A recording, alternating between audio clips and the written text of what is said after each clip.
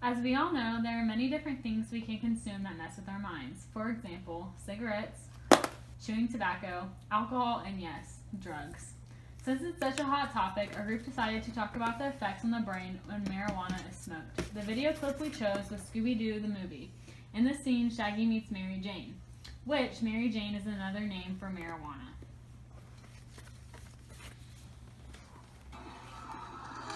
Boy, oh boy. Those sure do look like Scooby snacks. I know they're for dogs. They're 100% vegetarian, and I love them. Like me too. Far out! I have never met another person who loves Scooby snacks. Me neither. I'm Mary Jane. Like that is my favorite name. Really? Yeah.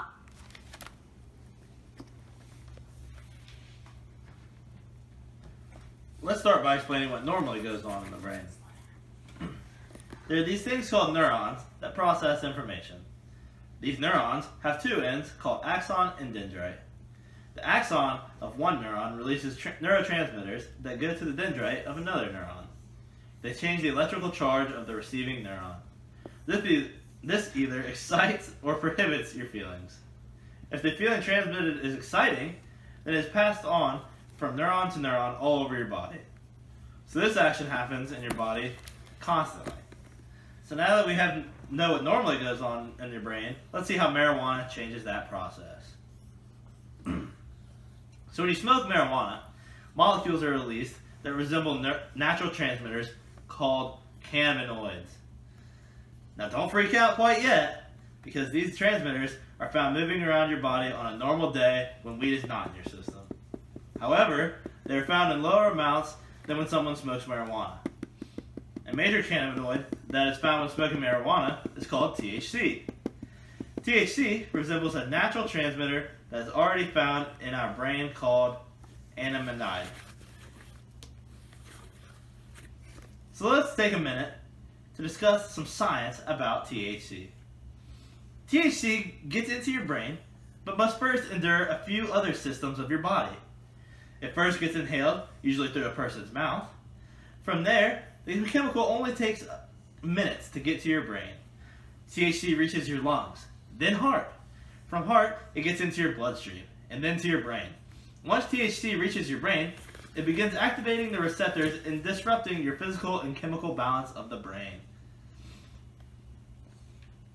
So now that we know what THC is and what it does, let's talk about the cannabinoids a little more in detail. These cannabinoids are special transmitters that are released by neurons that have just fired. What usually happens after a neuron releases information is they become temporarily unresponsive to prevent them from firing. However, cannabinoids disrupt this process and cause neurons to way over-communicate. Everything over-magnifies itself. That's why you get caught up in a thought. The ability to see the big picture of anything is taken away. Don't do drugs. Here's a personal experience.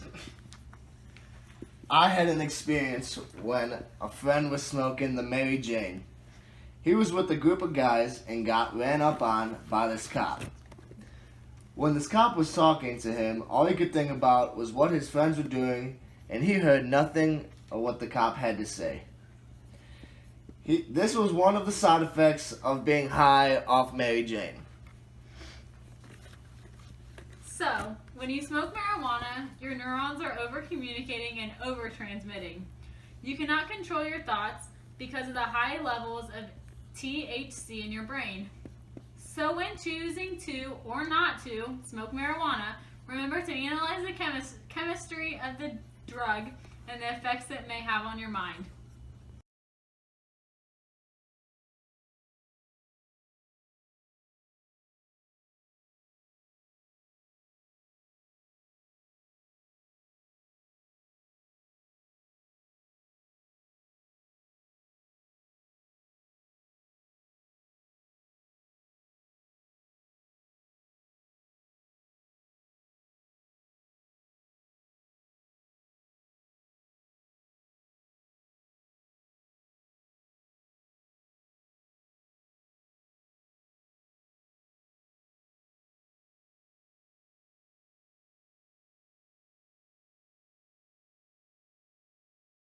go.